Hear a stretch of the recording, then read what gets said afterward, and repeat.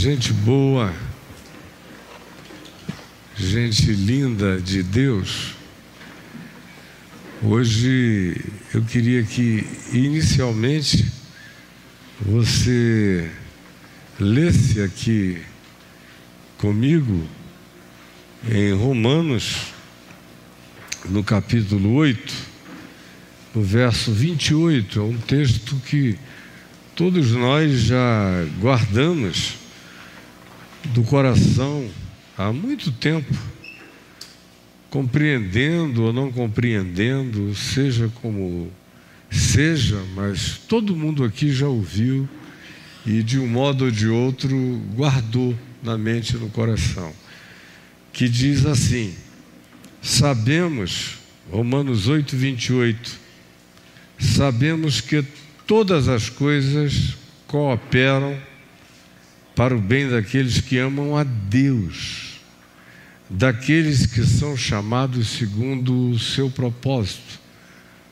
Ou, fazendo uma paráfrase, nós poderíamos dizer que todas as coisas que acontecem em relação à vida de uma pessoa que anda no amor de Deus e pratica o amor de Deus, entendendo que a prática do amor de Deus é o significado da sua vida, é o propósito da sua vida, conhecerá que o resultado de todas as coisas é o realizar de um bem imensurável, frequentemente inimaginável, como o próprio apóstolo Paulo diz, não aqui aos Romanos, mas escrevendo aos Efésios, que nós somos visitados por coisas que estão para além de tudo aquilo que pedimos ou pensamos, segundo o poder de Deus que habita em nós, quando o nosso coração encontra esse alinhamento em Deus, na prática do amor de Deus na vida. Hoje em dia, a moçada está falando, querendo tirar Deus da equação como termo, não como fato, mas o que eu ouço cada dia mais é o pessoal dizendo algo semelhante a: o universo vai te mandar todas as coisas boas, dependendo de como você tratar a vida. Vocês já ouviram isso dos coaches? Não é nada além de Romanos 8, 28, do que o apóstolo Paulo diz, do que a Escritura diz, do que Jesus superabundantemente diz. É só uma questão de vergonha semântica da designação de Deus na equação e uma tentativa substitutiva de tornar isso palatável para os gostos mais cheios de pruridos por causa dos seus traumas religiosos. Dito isto, a pergunta é o seguinte: você que já sabia, já conhecia esse texto de Romanos 8, 28 e a sua afirmação, que para Paulo tem a ver com algo experiencial, não teórico. Vocês vejam qual é o primeiro verbo que ele usa nessa construção, é saber. Sabemos que todas as coisas, olha só a consciência de experiência que esse homem tem.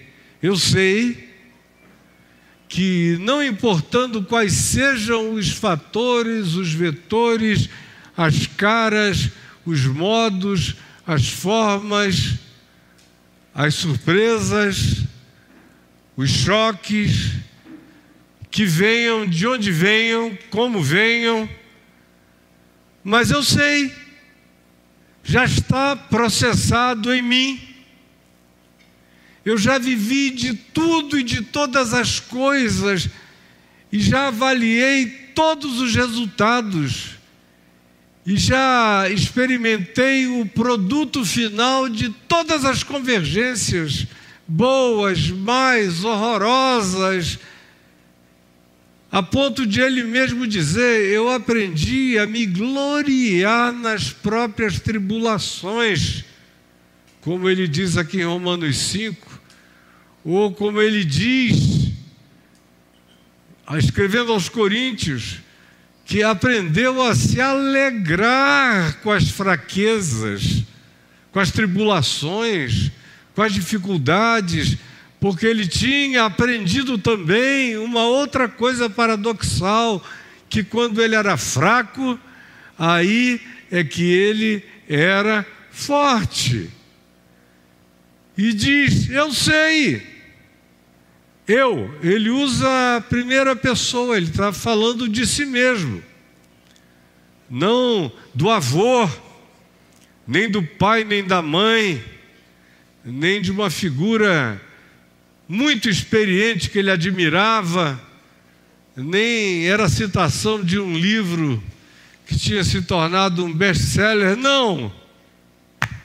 O livro era ele, o laboratório era ele, a experiência era dele.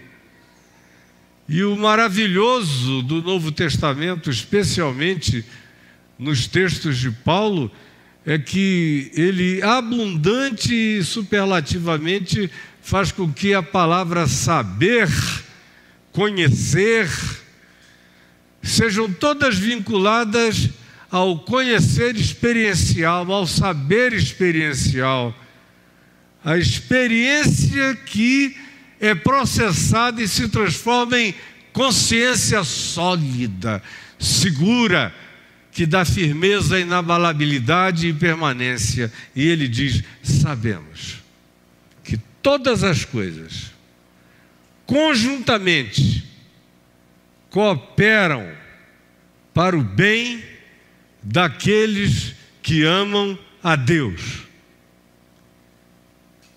Pelo amor de Deus, quando isso chegou a mim pela primeira vez, não como um texto de orelhada, porque de orelhada eu cresci ouvindo a minha avó falando isso para um lado, para o outro, minha mãe respondendo, era um ping-pong o tempo todo, uma citava um texto, outra rebatia com o outro, todo mundo lá. Eu cresci no meio daquilo ali. Eu guardei que a memória infantil é maravilhosa e Deus me deu particularmente uma memória bem mais do que razoável. Então eu me lembrava, eu sabia.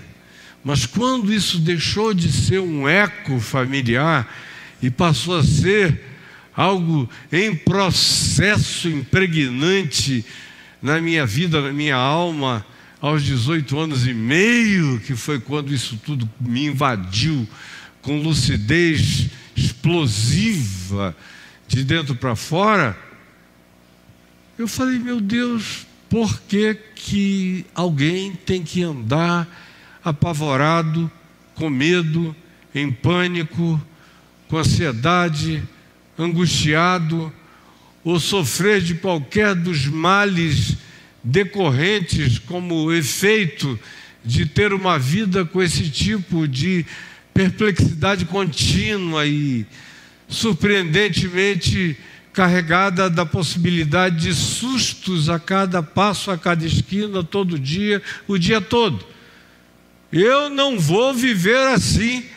Se isto aqui é verdade, verdade tem que ser também para mim. Mas me ficou uma dúvida, que era a seguinte: o que significa, qual é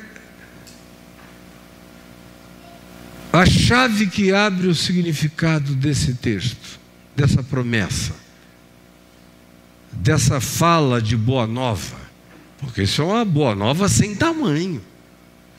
Você já pensou você passar a crer nisso? O que mudaria na sua vida se isso não fosse só uma ilação, um decoreba, um eco evangélico, cristão, bíblico, paulino, neotestamentário na sua cabeça, mas um fato. Mudaria tudo. Alteraria todas as coisas, como alterou na minha vida. Eu só cheguei até aqui atravessando milhares de infernos, porque isso sempre esteve dentro do meu coração, mesmo nos piores dias e nos piores cenários da existência. Eu sei. Eu sei porque eu tenho testemunho de todos os que andaram contigo pela fé nas narrativas das Escrituras, do Evangelho. Eu sei, porque eu acompanhei e me atualizei, e cada dia mais, sobre as escolhas que todos os que tiveram compromisso suficiente de consciência e fé com o Evangelho assim fizeram, e eu conheço os resultados de bem-aventurança na vida deles. Eu sei dentro da minha casa, na vida do meu pai, da minha mãe, eu vi, eu vejo.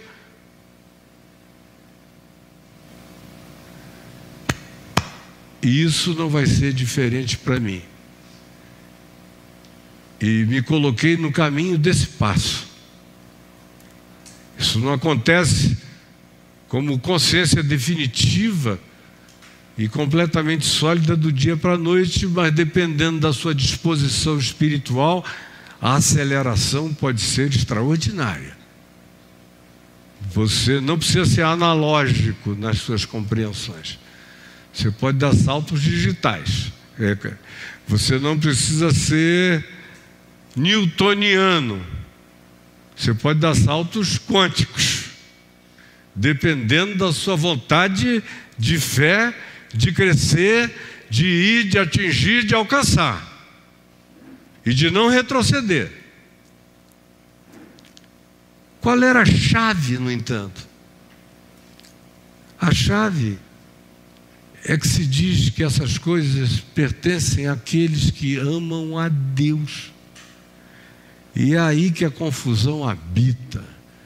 É no significado do que seja amar a Deus. Aí tem gente que se interna num monastério para amar a Deus e passar o dia cumprindo ritos em silêncio. Tem outros que dizem, não posso nem falar com ninguém para amar a Deus. Eu faço um voto de amor a Deus, que eu vou passar todos os dias da minha existência terrena sem me dirigir a palavra a ninguém até morrer. Porque essa é a minha prova de amor a Deus. O meu amor a Deus vai se manifestar como leitura da Bíblia toda 2 vezes por ano. E aí isso vira um troféu. Não, eu amo a Deus, tanto é que eu leio a Bíblia 2 vezes por ano. Eu amo a Deus porque eu decorei o Sermão do Monte. Eu estou guardando e decorando e repetindo e memorizando. Eu amo a Deus porque eu dou mais do que eu dízimo. Eu amo a Deus porque eu não falto uma única reunião que se faça em nome do Senhor. Eu estou presente. E eu digo, quando dizem Caio Fábio, eu digo presente. Eu amo a Deus porque eu nunca deixei de ser pela igreja, mesmo quando ela é uma porcaria horrorosa, pior do que a máfia. Mas eu sou dela, porque eu amo a Deus. E aí, cada cabeça, uma desculpa de amor a Deus. Eu amo a Deus porque eu adoro com as mãos para cima. Eu adoro a Deus porque eu escolho frequentar um lugar onde as pessoas sobem as paredes em ataques histéricos e em gritarias histriônicas, todas de paixão, de amor por Deus. E aí vai tratando a vida assim, interpretando a vida assim, e a existência começa a te açoitar para todos os lados, porque, como Jesus disse, o que acontece aos bons acontece aos maus também.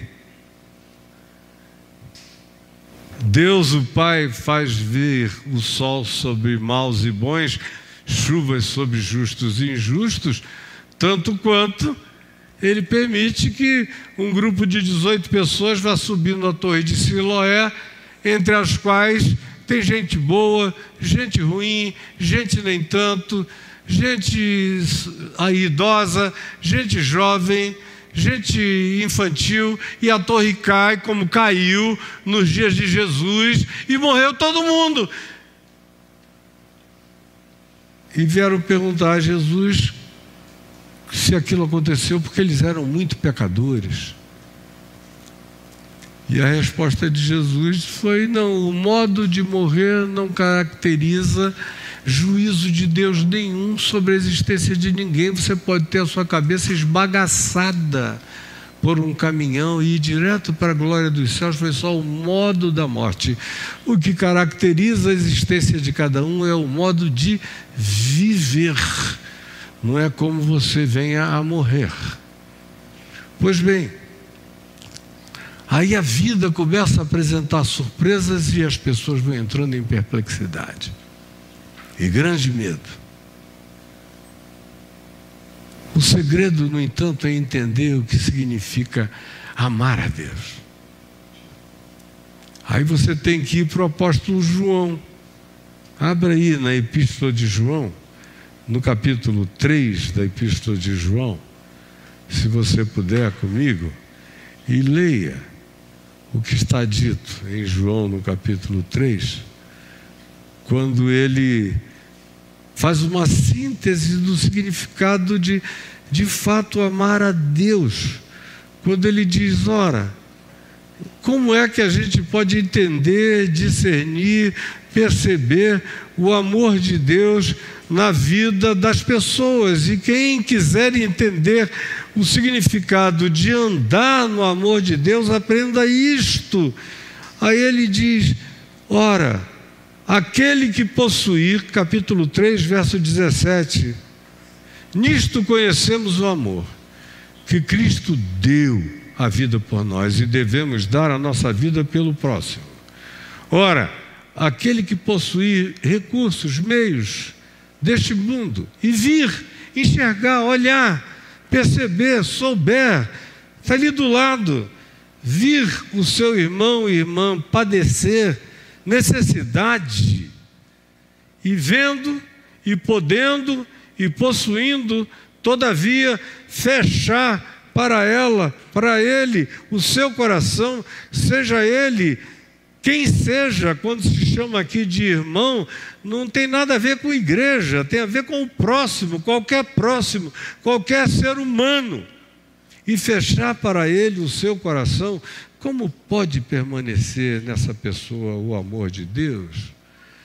Filhinhos, não amemos de papo, de palavra, de logorreia, nem de língua, mas de fato e de verdade, significando dizer que eu só manifesto o meu amor a Deus se eu for capaz de manifestá-lo também a você.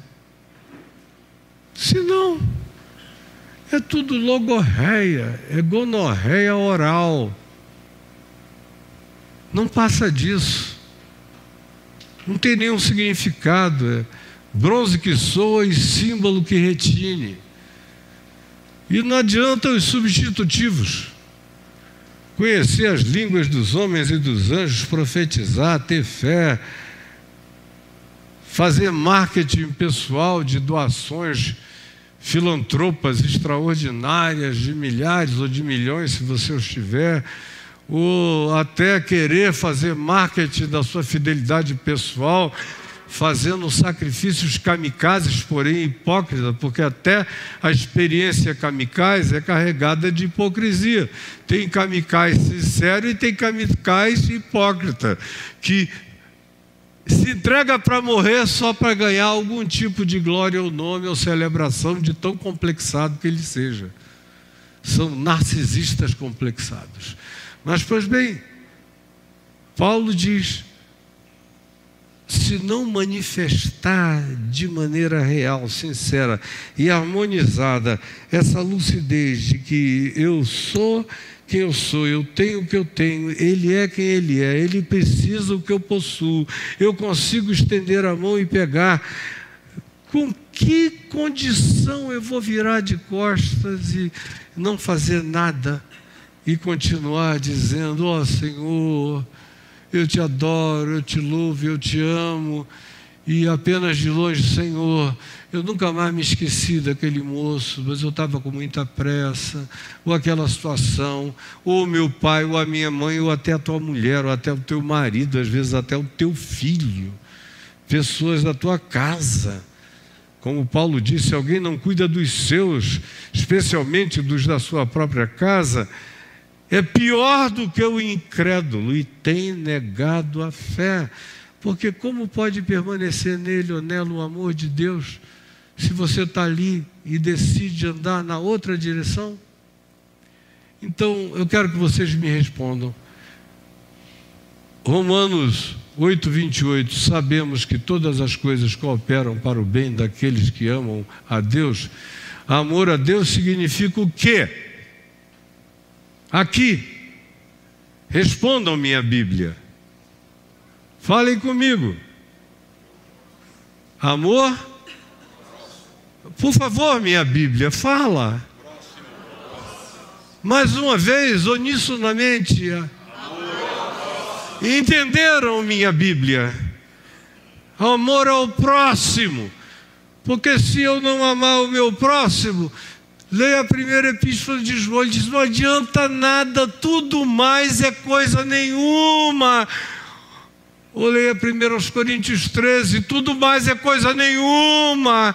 Ou leia Mateus 25, tudo mais é coisa nenhuma.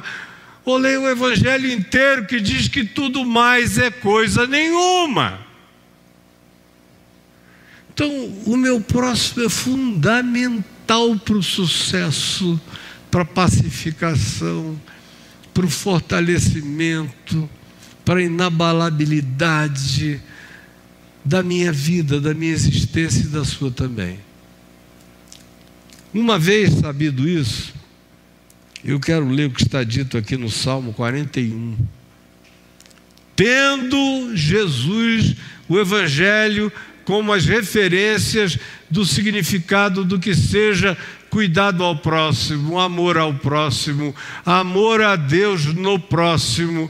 A única chance concreta de amar a Deus no mundo é como e manifestando como eu trato os meus irmãos, as minhas irmãs, as criaturas de Deus e toda a criação. Salmo 41 começa dizendo: bem-aventurado o que acode ao necessitado. Você pode repetir isso comigo? Bem-aventurado o que acode ao necessitado. O Senhor o livra no dia do mal. Você pode ler, leia, quem sabe entra em você, entendeu? Lendo. Bem-aventurado o que acode ao necessitado. O que acontece? O Senhor o livra no dia do mal. Isso é uma promessa para quem ama a Deus no próximo. Cuida do necessitado, do aflito. Não fecha para ele o seu coração. Não é para o pobrezinho financeiro apenas o material. Às vezes é uma pessoa que tem tudo, mas está numa agonia de alma enorme e não tem ninguém que ofereça um coração para ouvir, para acolher em silêncio, para não falar nada, para não oferecer uma oração com imposição de mãos em nome de Jesus, só para sair mais rápido. Mas não tem coragem de não dizer nada e ficar 2 horas ouvindo e só dar um beijo, um abraço e ir, que às vezes faz mais bem do que você pode imaginar. Mas para a maioria de nós, seja honesto, amar a Deus é outra coisa para vocês, não é? É sentir assim uns calores românticos por Deus de vez em quando, é cantar uma música que aquece teu coração, Senhor Jesus, é para ti, Jesus. Aí sai, fecha a porta e não quer mais ver ninguém. Olha o Salmo, como continua, leia comigo. O Senhor o protege. Protege a quem? A esse que pratica o amor de Deus. E o amor de Deus é praticável, sobretudo, no próximo. Aleluia. O Senhor o protege e lhe preserva a vida. Falo feliz na terra. Não o entrega à discrição dos seus inimigos. O Senhor o assiste no leito de enfermidade. Ele ama a Deus, mas pode ficar doente. Ele ama a Deus e cuida do próximo. O Senhor o livra do mal, mas não o livra de todas as dores da vida. Por isso se diz o protege, mas dificuldade se tem. O preserva, mas antagonismos se encontra. No meio disso tudo, Deus lhe dá e ele experimenta e aprende, evolui para desenvolver essa felicidade ultra circunstancial, não no céu, em plena terra. É difícil demais na terra. E o Senhor não entrega à discrição dos seus inimigos. O Senhor o assiste no leito de enfermidade e na doença o Senhor lhe afofa a cama. Você nunca vai ficar doente? Não, vai sim, mas o Senhor vai afofar a tua cama, vai adoecer contigo, vai te fortalecer na tua fraqueza, e quando você for fraco, aí é que você será forte. Não há nenhuma promessa quando se diz sabemos que todas as coisas cooperam para o bem daqueles que amam a Deus. Não há nenhuma promessa de que nada vai doer. Na vida de Paulo tudo doeu, mas ele é quem diz mais adiante: eu todavia sou mais do que vencedor por meio das coisas daquele que me amou. No meio de fome, perigo, nudez, espada, perseguição, sofrimento, qualquer que seja a contestação concreta ou espiritual desta ou de qualquer outra dimensão, nada pode me separar do amor de Deus. E mesmo na hora dessa dificuldade tão profunda, quando o corpo dói em todos os lugares, o Senhor o assiste no leito de enfermidade. Na doença, o Senhor afofa a sua cama. Como disse eu, compadece de mim, Senhor, sara minha alma, porque eu pequei contra ti. Mas eu queria falar com vocês apenas sobre esses 3 primeiros versos, que eu queria que a gente lesse juntos e guardasse no coração. Quem é aquele que ama a Deus? É aquele que ama o próximo. Todas as coisas cooperam para o bem daqueles que amam a Deus, portanto, daqueles que manifestam o amor de Deus na vida, nos relacionamentos, e fazem isso com naturalidade espontânea, como privilégio de culto a Deus, é socorrer meu próximo em qualquer situação. E quando não seja com recursos de qualquer natureza material, seja oferecendo meu ouvido, minha mente, meu coração, minha oração, minha presença, meu aconchego, meu acolhimento. A graça de Deus em mim se manifestando como face de Cristo na direção de todos os seres humanos. E aí, todas as coisas, mesmo as mais antagônicas, me fazem sair delas melhor. Eu me torno um bem-aventurado, que enxergo a Deus no amor prático e simples que eu manifesto ao meu próximo. E o Senhor me livra no dia mau. Como eu tenho sido livre no dia mau durante toda a minha vida. Quanto dia mau já passou para lá, passou para cá, passou por cima, passou de tal ponto, passou como dilúvio, que parece que você está embaixo das ondas de Nazaré e diz: Senhor, mas eu sei que Tu vais me tirar daqui de algum modo. O Senhor o livra no dia do mal. O Senhor o protege. Quanta proteção, meu Deus. O Senhor preserva. Quanta preservação eu tenho carregado todos os dias da minha vida. E o Senhor o faz feliz na terra. Quanta felicidade eu tenho tido, apesar da terra, do planeta, da minha consciência, do que eu enxergo, das dores que eu sinto. Mas elas têm a ver com uma concentração que se dirige ao que poderia ser infinitamente melhor na vida do mundo, da humanidade, do meu próximo e de todos nós. Isso manifesta amor de Deus. E aí o Senhor nunca entrega você ao debulhamento perverso dos seus inimigos. Eles ficam procurando o tempo todo, te catando, e não te alcançam. O Senhor te assiste na tua enfermidade e na tua doença, da qual tu não estarás livre, nem eu, nem você, nem ninguém aqui. Não estivemos até o dia de hoje e até o fim da vida. Temos que nos preparar para tudo que seja natural na existência. Mas nada disso vai me separar do amor de Deus.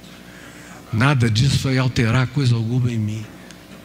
E no meio disso tudo, todas as coisas vão trabalhar no favor dos melhoramentos, dos desenvolvimentos, das maturações, da criação e construção aumentativa e qualitativa de sabedoria divina, crescendo exponencialmente em mim e de raiz plantada na paz desse rio, desse aquífero eterno de Cristo Jesus que me habita e te habita também. E é isso tudo, deixa de ser poesia e papo e passa a ser verdade e paz. Vamos ficar em pé?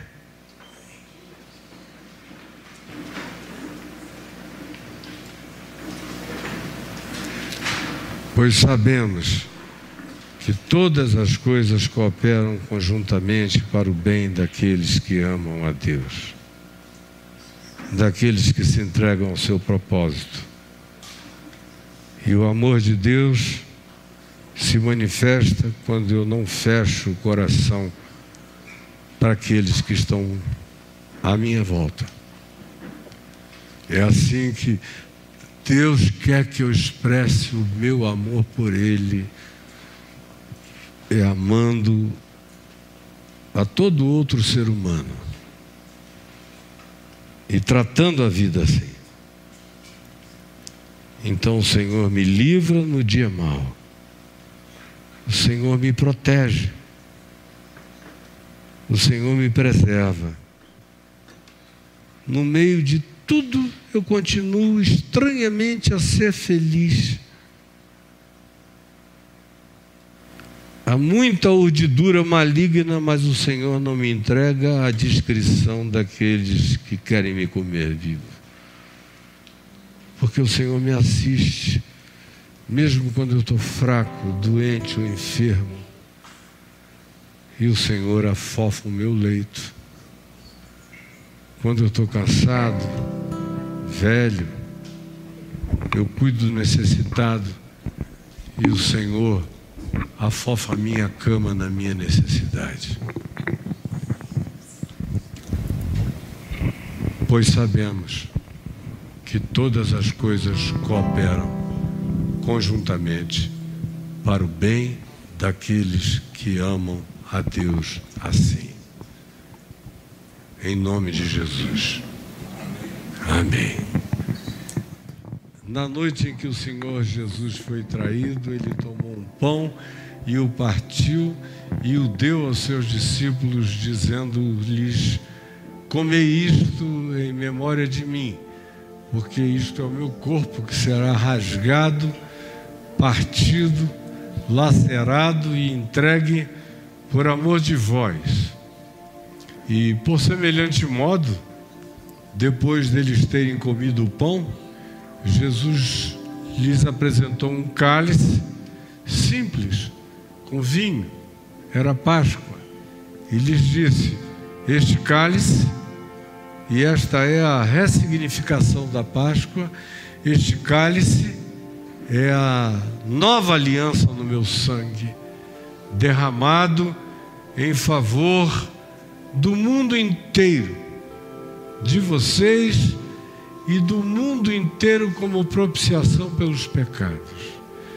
Todas as vezes que beberdes deste cálice, lembrem de mim, da cruz, do que já foi feito, de uma vez para sempre, do que já está pago, do que já está consumado.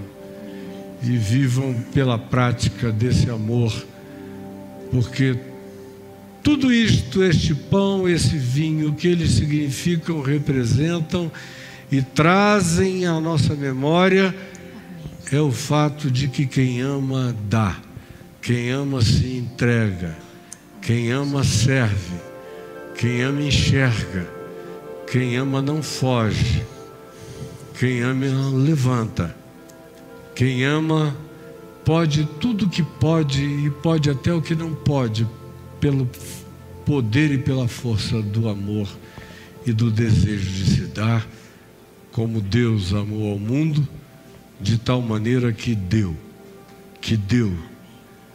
tudo, deu seu Filho unigênito, para que todo aquele que nele crê não pereça, mas tenha pela fé a vida eterna. Comamos juntos.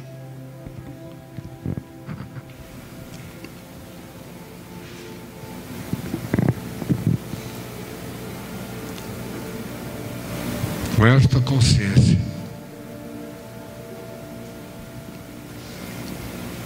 juntando todo o entendimento adquirido no dia de hoje, só agora à noite, pelo menos, e transformando isso em comida para a mente, para a alma, para o espírito, para as decisões da vida.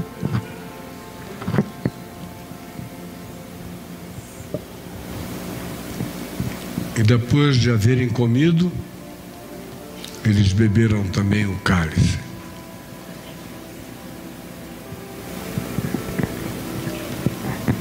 Um Novo Testamento.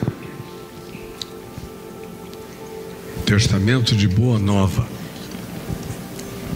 Um Novo Testamento no meu sangue, selado com meu sangue. Inapagável, eterno, imutável, perene.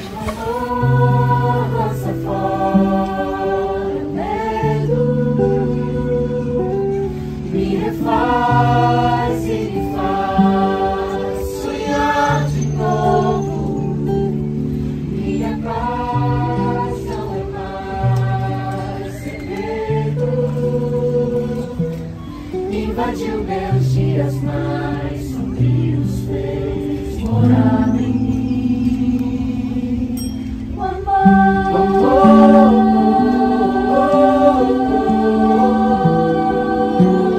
O amor